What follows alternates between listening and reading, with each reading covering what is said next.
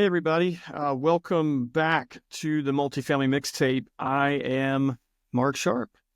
Thank you all for tuning in and being interested into anything I have to say, really. Um, Thank you. That's all I can say. Thank you. So my last episode, we started a 3-part series into tackling the toughest mental health challenges. And we were going to do a 3-part series. The first episode was on the 5 factors that affect maintenance workers' mental health. The second episode, today's episode, will be on coping strategies for maintenance workers. And then the third and final episode will be on workplace initiatives that employers can put into place to help maintenance individuals cope or have an outlet for resources or the things that companies can do to help. So before we dive into the coping strategies for maintenance workers, let's revisit the top 5 factors that affect mental health in multifamily maintenance. Factor 1, high stress levels, demanding work environments, and unpredictable workloads. It's hard to plan your day when you never know what's going to be thrown at you. And that's multifamily in general. But for the sake of our conversation, we're talking about maintenance. So 1, high stress levels. Number 2, physical strain and fatigue. Constant movement, diverse tasks, all of the up and down, all of the walking, carrying tools up 3 flights of stairs to determine you don't even have what you need. So you got to walk back down, go get what you need, come back up. Number 3, lack of work-life balance. Your on-call duties, your peak season work that happens during the summer with AC calls, during the winter with heat calls. Those of you in student housing, you've got your student turns, move-ins, those are pretty stressful times, whether it's peak season or not. Number 4, limited recognition and support, being underappreciated by residents and management, and minimal mental health resources. And then number 5 was your exposure to hazards. So all of your safety risks, environmental challenges, resident interactions, that was a hazard. Still a hazard because, we all got that one resident. Some of us have 2 or 3, but we won't go there. That's for another time, maybe. So we'll dive into the coping strategies for maintenance workers. And again, this is all from OSHA, the Occupational Safety and Health Administration, and Mental Health America, MHA. So that's where this information came from. And I would really just like to know what you all think about it. I know at the end of last episode, or even before the last episode, I'd said, the first 2 people to comment would get a Multifamily Mixtape hat. Boom. Travis Everett and Vinny Bertone, your hats are on the way. So you will get them. When you get them, let me know. It'd be kind of cool to see somebody wearing these hats outside of my immediate family, because they all got hats. Cool. It's fine. So I would like to know what you all think. Do you agree with the results? Do you think there's something that's not in the top 5 that should be, whether that's top 5 factors or top 5 coping strategies, or when we get to the 3rd episode, workplace initiatives? What should be added? What can we do to help draw attention to this? So let's dive in with the top 5 coping strategies for maintenance workers. Coping strategy number 1 is to develop a routine for stress management. Okay. practice deep breathing, mindfulness, or meditation during breaks. When I see the word meditation, I think a lot of us think of maybe some movies, and you've got your yoga poses and your hands like this, and you're sitting crisscross applesauce, those of you with kids, and you're just thinking about your breathing in, breathing out, trying to get everything else out of your head. Yes, that's meditation. But to me, meditation could also be music. It could be whatever your favorite playlist is right now. Try to stay away from the angry stuff. But hey, you do you. To me, music is medicine. Multifamily mixtape, the mixtape version of this, while yes, it symbolizes that you can put just about anything and everything on an old school mixtape, but I also love music. I grew up in a musical family, grew up traveling the world, singing, and it is a huge part of my life. So to me, music is meditation. To me, music is medicine. So maybe to some of you others, sitting like this isn't really going to help you. And not that you have to, I'm just trying to give you a visual. Music. Throwing some earbuds in, going into a shop or a vacant apartment, sitting in the corner, turning the lights off, and just put on cue 10 minutes, 12 minutes worth of music and just let it go. Just let it go. To me, that's huge. So when I see the word meditation, I don't think of the whole that kind of thing. I just, whatever would relax you, right? Whatever would be meditation to you. Set aside time for hobbies or relaxation after work to recharge. Hobbies. I used to have hobbies. I used to have a ton of hobbies. I used to be an endurance athlete. And to me, going for a 10, 15, 20 mile run would be meditation. Used to be. No longer. Used to be. That would be meditation. Or I used to mountain bike a lot. That would also be some form of meditation. But I'm sorry, I said meditation. I'm trying to think of hobbies.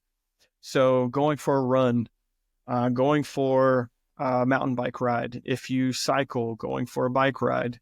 If you like to bowl, play disc golf, tennis, pool, darts, fishing, if that's something you can do after work, try to incorporate those things at least once a week into your routine. Because if you have something to look forward to, you can you get excited about it. You're like, oh man, I can't wait to go see my buddies or go on a date with my wife or husband or, whatever it is. Just you need to set aside time for hobbies or relaxation after work to recharge, whatever that is, whatever it is. Maybe it's sitting on the couch with your kids, putting in a movie, your dogs, your cats, if you don't have children, whatever, doesn't matter. You got to set aside time. Easy for you to say. You have to set aside time. Okay. So develop a routine for stress management. Number 2, stay physically active. This one's hard for me. Like I told you, I am a recovering endurance athlete. I used to ride my bike 150, 200 miles a week. I would run 50 to 60 miles a week. I would swim 5+ miles a week because I did triathlon and it was swim, bike, run. So, but now that I don't do those things anymore, it's hard for me personally to stay physically active. But I do still go on walks and I like to bowl. I don't know how physically active that would be, but it's fun. It's fun. Sometimes you can work up a sweat. I don't think I've ever worked up a sweat bowling unless it's just been really hot. But anyway, it's not about me, about you. So stay physically active. Regular exercise, even light activities like walking, help manage stress and improve sleep.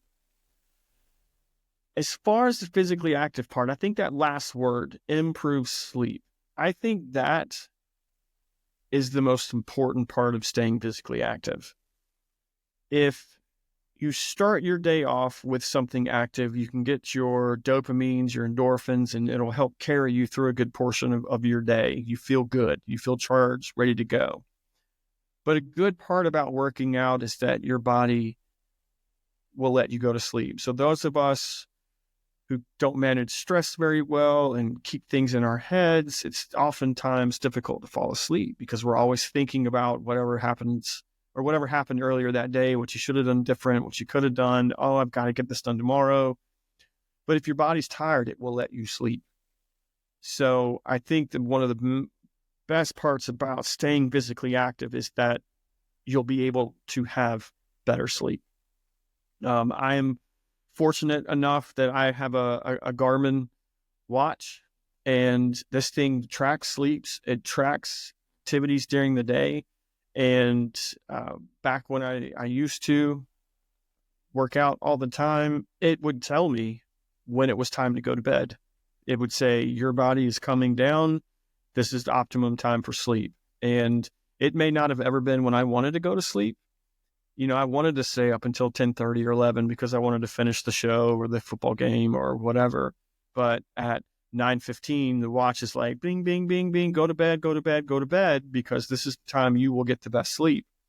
And you just go to bed. You just do it. You listen to your body, and had some great sleep. Now, I also would wake up at the optimum time, which might be 4:30, 5 o'clock in the morning, and you want to sleep until 6 or 6:30. And sometimes you can't do that, but you often can get a lot of work done in the morning when there are no distractions. So just think about that. There are devices out there, your phones, everyone's cell phones now, you can download. There's a really good app called Sleep Cycle. It's on Apple. I don't know anything about Android. I don't care to know anything about Android, but I know that Sleep Cycle is available on Apple, on iOS, and it's a phenomenal app. So if you don't have a watch or anything that tracks sleep, Sleep Cycle is a fantastic app that you can use that will give you that type of data. So if you nerd out on stuff like that, check that one out. No, they're not sponsoring me. I get nothing for that. Just giving you my opinion. All right. Regular exercise. Second, as far as staying physically active, and this is a good one, stretching before and after shifts can relieve tension and prevent injury. That is one thing I definitely do in the morning, is stretching. I get tech screen. You see me doing this a lot because I remind myself, I'm like, oh, I need to sit up straight. But tech screen, the whole, head going forward, walking around like this with your phone. So turning, not long ways like you would lay in your bed, but turning the other way and putting your shoulder blades on the side of the bed and letting your head hang off the end of the bed and then throwing your arms up. Getting all of this stretched out in the morning will help relieve the tension off your neck and your shoulders, because a lot of us carry tension right there, especially, again, tools up and down on your shoulders, backpacks, lugging stuff up and down. Anything you can do to relieve stress and pressure off your traps would be helpful. So definitely stretch before and after work, and that will help you prevent injury and just try to relieve some of that pressure and stress that you carry around naturally. So develop a routine for stress management, stay physically active. Number 3, seek support. This might be the hardest one. I don't like to ask for help. That's just me. I assume that's a lot of men in general. Might make us seem weak, or maybe to the wrong person. It's oh, well, this person doesn't have it all together because they're coming to me for help. What in the world's up with that person? Again, I can only speak for myself, know nothing about any of you or your individual circumstances, but seeking support might be one of the hardest ones, but it's also probably one of the most important, if not the most important. Dudes tend to hold on to stuff, right? It's, something happens, it zings you, and you're like, oh, it's fine, no worries, right? And you go on about your day, oh, it's fine, no worries. And eventually you take on so much that you finally explode, that sort of thing. Seeking support by talking to coworkers, friends, family about your challenges will get all that stuff out so that you don't have that explosion. I've had many of those explosions throughout my life, throughout my maintenance career. Some of the individuals who subscribe to this podcast and who listen to this podcast are ex-coworkers of mine, managers of mine, and they would agree. These explosions happen. But also back then, there were, like I think I told you on the last one, there weren't resources out there for mental health. The things that you asked for, you didn't know that that's what it was. You just knew you needed time and you said you needed time. Nowadays, there are companies who give employees mental health days. You get a couple mental health days a year. That didn't exist 10 years ago, 5 years ago. But talk to your coworkers, talk to your friends, talk to your family about the challenges. Just sharing, just talking, just getting them out will keep them from festering inside. Talk to your dog. If you're a cat person, talk to your cat. Just talk. Just get the words out. Great. Look into local and online support groups for maintenance or trade workers. If there is not an online support group for maintenance or trade workers, start one. Start one. If you're the mindset, oh, I don't have time to manage something like that, let me know. If it's something that you think would be a good thing, I'll start it. I will start a support group for maintenance and trade workers. Anything to help. Anything to be a resource to get it out. So let me know what you think about that one. Seeking support. Do you have a hard time asking for help? Think about that one. Number 4, prioritize your work-life balance. This one, especially with some of the points on here, may seem hard or downright impossible because of the nature of our jobs. We have to take on-call. There is no on-call solution. There's not. If you work in multifamily maintenance, somebody is on call. You may not be, but someone is. And if you're a supervisor or any type of, like if you work on a property with 3 or 4 people, maybe you rotate every week, every 2 weeks. But if you're a supervisor or above, you're kind of always on call.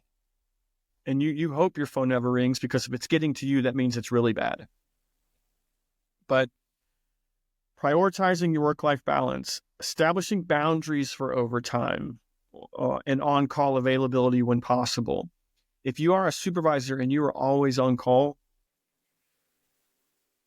talk to your manager and negotiate a weekend that says, hey, I need to not be the emergency backup give me a weekend. Give me 2 nights, 3 nights, whatever it is, that I can just turn my phone off and be with my family, or go camping, or go fishing, or play golf, whatever it is you like to do. Go bowling. Please, if you like to bowl, let me know. I love to bowl. All right. So establishing boundaries for overtime. Again, that might be hard. The on-call stuff might be hard. It might be difficult because we are in a service industry. If an emergency happens, we have to take care of it. But try to figure out a way to get you those 2 or 3 nights of peace. If you have a sister property where somebody who's already on call, and then maybe you return the favor, okay? Many hands make light work, kind of thing. So other people help you, so you help them, and in their time of need, or whatever it is that they're specifically asking for. Give back, right? So again, that may be hard. That may take some time. That may take some type of work to get it figured out. But there's a solution. There is a solution out there. You just might have to get creative about finding it. But there's one out there. And again, on the local online support groups for maintenance or trade workers, if there's a social media platform that you think would be good, you can post anonymously and just mention the problem that you're having, and just get it out. Just get it out. That if it's something like you don't want people to see your name or where you are, who you work for. You just want to be able to post anonymously and just say whatever it is that you got to say to get it out, just to get it out of here. Just get it out. If that's something that anyone is looking into or would like to have available, I'm happy to facilitate or start the process of getting that going. So let me know. All right. So 1, develop a routine for stress management. 2, stay physically active. 3, seek support. 4, prioritize work-life balance. Number 5, focus on nutrition and sleep. So the staying physically active, I think, would help you improve your sleep, but now it's actually saying focus on your sleep. Nutrition is huge.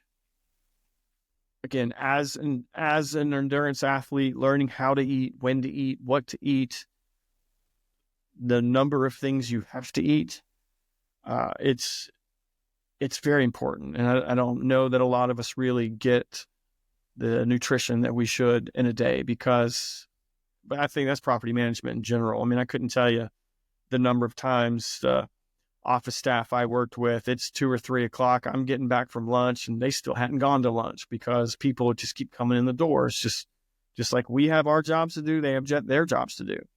And I think focusing on nutrition is hard in multifamily in general. But that's also where I think that you have to be good and diligent about taking your break. You have to go to lunch. You have to get that recharged time. Go sit down in a room for 15, 20 minutes with the lights off and music on, or take a quick nap in your car. There's nothing wrong with that. But have food, have nutrition, have something rich in protein and good fats to help give you the energy to get through your day. Don't just live off of energy drinks and carbs. That may get you through for a little while, but then you'll crash. You'll crash really hard. We need carbs. I'm a huge fan of carbs. I'm a huge fan of all things sugar, but there's a time and a place. And to do that all day, every day during work, it's not a good thing. It's not helping you at all. So focus on your nutrition and your sleep. Eat balanced meals. Stay hydrated during shifts to maintain your energy level. Again, if you need help with nutrition, let me know. Be happy to tell you what you should be eating throughout the day, how much of what you should be eating throughout the day. And then you want to aim for consistent sleep patterns, even if you work irregular hours. Get used to going to bed at the same time. Your body will start becoming accustomed to it. It will start being easier and easier to fall asleep. Sleep is so great. Medicine or music is a medicine. Sleep is also a medicine. There's amazing things that your body does while it's asleep to repair itself. So giving your body the attention that it needs will help prepare you for the next day. And that starts with nutrition. It starts with getting everything out of your brain. It starts with being active so that your body can start to shut down to let you go to sleep, and it will calm your mind. I'm not a huge fan of sleep aids. Personally, just again, nothing against any of them. I just don't do them personally because I feel like there's natural ways to get what you're trying to get what you're trying to accomplish what you're trying to do. So if you need help, again, I'll be happy to give you my advice on any of those things. But according to OSHA and Mental Health America, those are the top 5 things to cope with the stress, to cope with the mental health factors that we come in contact with every day. Develop a routine for stress management. Stay physically active. Seek support. Prioritize your work-life balance. And focus on your nutrition and your sleep. What do you think about those 5 things? Please let me know. And do not forget to tune in for the 3rd and final episode of the series, Workplace Initiatives for Employers. This one will be a good one. I've started diving into these to try and find some specific data points and things to reference. And there's a lot out there. And I'm learning that there's a lot of companies in multifamily that have put a lot of these into place. Some of you listened to my first episode of the podcast and you messaged me directly to tell me what you were doing. And that's great. Love that. Thank you. And I will use some of your ideas in my next podcast. But don't forget to tune in. It will be out in 2 weeks. I think this episode comes out December 3rd. Yes, this episode will come out December 3rd. So it'll be 2 weeks after that. So the December 17th will be the 3rd episode on workplace initiatives for employers. So stay tuned. Like, comment, subscribe. Please let me know what you think. All right. And it doesn't necessarily have to be on this topic. If there's something that you would like for me to discuss, if you'd like to be a guest on my show, if there's something you would like to speak about regarding the multifamily industry, let me know. Always looking for people to have a conversation with. Thank you so much and have a good rest of your week.